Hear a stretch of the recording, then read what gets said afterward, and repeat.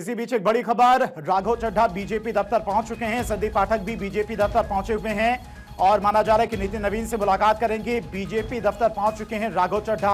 संदीप पाठक समेत जो आम आदमी पार्टी के सांसद थे वो इस वक्त नितिन नवीन से मिलने के लिए बीजेपी दफ्तर पहुंचे हैं। संदीप पाठक भी बीजेपी दफ्तर में मौजूद हैं और किसी भी वक्त वो बीजेपी की सदस्यता ले सकते हैं। नितिन नवीन बीजेपी के राष्ट्रीय अध्यक्ष, उनसे मुलाकात की है संदीप पाठक और राघव चड्ढा ने।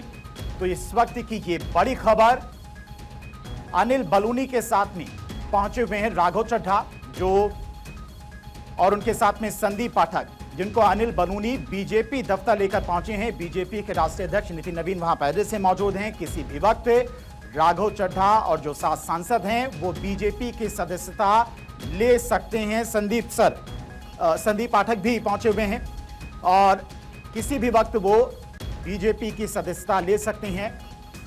तो आज ही प्रेस कॉन्फ्रेंस करते हुए राघव चड्ढा ने यह बड़ा ऐलान किया कि आम आदमी पार्टी के 7 राज्यसभा सांसद हमारे साथ हैं और वो बीजेपी ज्वाइन करने जा रहे हैं। आम आदमी पार्टी में सबसे बड़ी बगावत, राघव चड्ढा, संदीप पाठक, अशोक मित्तल ने आम आदमी पार्टी का साथ छोड़ा है। साथ ही साथ राघव चड्ढा ने कहा कि मैंने आपको खून पसीने से सींचा है और आपको अपनी जवानी के 15 साल दिए। राघव चड्ढा ने कहा जब पार्टी की नींव रखी गई थी तब से राघव चड्ढा जुड़े हुए थे। स्वाति मालीवाल भी तब से जुड़ी हुई थी और किसी भी वक्त वो बीजेपी की सदस्यता ले सकती हैं। तस्वीरें भी आप देख सकते हैं। बीजेपी दफ्तर पहुंच चुके हैं राघव चड्ढा, संदीप पाठक और 7 राज्यसभा जो सांसद हैं जिन्होंने आम आदमी पार्टी छोड़ने का मन बनाया है और किसी भी वक्त वो बीजेपी की सदस्यता ग्रहण कर सकते हैं। राघव चड्ढा, संदीप पाठक, राजेंद्र गुप्ता, विक्रम साहनी, स्वाति मालीवाल, हरभजन सिंह, अशोक मित्तल, ये 7 राज्यसभा सांसद हैं।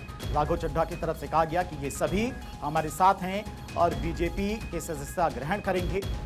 अनिल बलूनी माना जा रहा है कि राघव चड्ढा संदीप पाठक को लेकर बीजेपी दफ्तर पहुंचे हैं। बीजेपी के अध्यक्ष नितिन नवीन पहले से ही वहां पर मौजूद हैं। किसी भी वक्त राघव चड्ढा, संदीप पाठक बीजेपी की सदस्यता ले सकते हैं। बहुत बड़ा झटका आम आदमी पार्टी के लिए। पंजाब विधानसभा चुनाव से पहले राघव चड्ढा जो एक बड़ा चेहरा थे आम आदमी पार्टी के, 15 सालों तक पार्टी से जुड़े रहे। पार्टी की जब नींव रखी गई थी तब से पार्टी के लिए लगातार काम करते रहे, पार्टी के मुद्दों को उठाते रहे। लेकिन जिस तरह से राज्यसभा में उनके द्वारा कुछ जनता से जुड़े मुद्दे उठाए गए और उसके बाद माना जा रहा है कि आम आदमी पार्टी के तमाम जो नेता थे उनसे नाराज चल रहे थे। अरविंद केजरीवाल उनसे नाराज चल रहे थे, जिसके बाद उन्हें राज्यसभा में बोलने ना दिया जाए। इसको लेकर आम आदमी पार्टी की तरफ से स्पीकर को एक लेटर भी लिखा गया था और प्रेम कुमार, वरिष्ठ पत्रकार सर्वेश पाठक हमारे साथ लगातार जुड़े हुए हैं इस चर्चा में। प्रेम सर, बस कुछ ही देर में राघव चड्ढा, संदीप पाठक और जो तमाम आम आदमी पार्टी के नेता हैं वो बीजेपी की सदस्यता ग्रहण कर लेंगे। हाँ बिल्कुल, तो ये कोई अप्रत्याशित नहीं है। बीजेपी ने हमेशा अपनी नजदीकी पार्टियों का, अपनी वैचारिकी में जो उनके करीब रहे उन सब का ही शिकार करती आई है और उसका वॉशिंग मशीन से लेकर प्रेम सर आते हैं आपके पास, क्योंकि राघव चड्ढा इस वक्त बीजेपी दफ्तर पहुंचने वाले हैं। कौन कौन उनके साथ में मौजूद है? हमारी पॉलिटिकल एडिटर अदिति नागर लगातार हमारे साथ जुड़ी हुई इसी खबर पर। अदिति, फिलहाल क्या कुछ अपडेट मिल पा रही? कितनी देर में राघव चड्ढा, संदीप पाठक समेत आम आदमी पार्टी के जो तमाम नेता हैं वो बीजेपी दफ्तर पहुंच रहे हैं और बीजेपी दफ्तर में कौन कौन मौजूद है?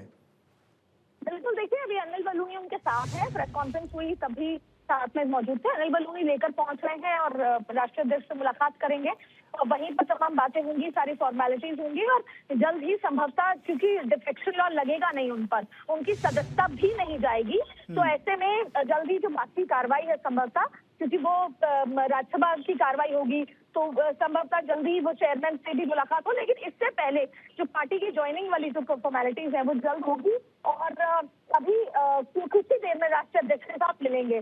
क्योंकि अमित शाह से मिलते हुए अनिल बलूनी दिल्ली पहुंचे हैं तो जाहिर तौर पे आलाकमान को कल रात से ही, आप तो काफी दिन पहले से ही ये पूरी तैयारी थी और जैसे ही 7 लोग हुए और उसके बाद ये एग्जीक्यूशन में आया तो आज ही पहले पार्टी की सदस्यता होगी और फिर जो आगे की फॉर्मेलिटीज है। और आप ये सोचिए गणित में कि 7 राज्यसभा के सांसद का बीजेपी के साथ जुड़ना, इसके भी बहुत बड़े मायने हैं। सिर्फ आम आदमी पार्टी तक सीमित मायने नहीं है ये देश की राजनीति में अपर हाउस लोअर हाउस में जो मेजोरिटी और ताकत होती है। क्योंकि अमित शाह और नरेंद्र मोदी दोनों एक बात हमेशा कहते रहे, बड़े फैसले लेने के लिए मजबूत सरकार चाहिए और मजबूत सरकार नंबरों से आती है। और जाहिर तौर पे इरादे और वो तमाम बात अलग है, लेकिन ये राज्यसभा में हर बार यही बात होती है कि अपर हाउस लोअर हाउस में हो गया, लेकिन अपर हाउस में चुनौती होती है। तो ये साथ आना, नंबर जोड़ना बीजेपी के साथ, ये बीजेपी के भी अपने पूरे इतिहास में एक बहुत बड़ा फेदर इन द कैप होगा। लेकिन फिलहाल अभी राष्ट्रीय अध्यक्ष से मुलाकात होगी और ज्वाइनिंग फॉर्मेलिटीज संभवतः अभी आज हो जाएंगी, क्योंकि ऐलान हो गया है, प्रेस कॉन्फ्रेंस में जल्दबाजी होगा और उसके साथ साथ ही आगे की राज्यसभा की फॉर्मेलिटीज भी जल्द ही संभव है। एक बहुत बड़ा संदेश जो है ये दिया जा रहा है। सर्वे सर, आपके पास आना चाहेंगी, चूंकि राघव चड्ढा की तरफ से आज कहा गया था कि भारत का संविधान ये प्रोविजन देता है कि अगर दो से 3/3 से ज्यादा सांसद अगर पार्टी छोड़कर दूसरी पार्टी में शामिल होते हैं तो संविधान में ये प्रोविजन है कि उन्हें अपनी राज्यसभा सदस्यता से इस्तीफा नहीं देना पड़ेगा, यानी कि बीजेपी का संख्या बल भी राज्यसभा में एक तरह से कहे तो मजबूत हो जाएगा इससे। देखिए, ये कानून और संविधान की जो 10वीं अनुसूची के तहत ये लॉ है कि भैया एंटी डिफेक्शन लॉ जो है राज्यसभा के सांसदों पे भी लगता है। और बीजेपी जब से सत्ता संभाली है राज्यसभा में अल्पमत में रहती थी, अगर ये शामिल हो जाते हैं 7 सांसद तो देखिए बीजेपी का राज्यसभा में पूर्ण बहुमत हो जाएगा, पहले ही हो चुका है। अब इनके शामिल होने से वो पूर्ण बहुमत से भी ऊपर की ओर हो जाएगा, क्योंकि हम देखते थे कि पहले अगर कोई भी बिल पास करना होता था तो वहां पे YSRCP के सांसद बीजेपी को सहयोग कर देते थे, बीजू जनता दल भी कर देती थी।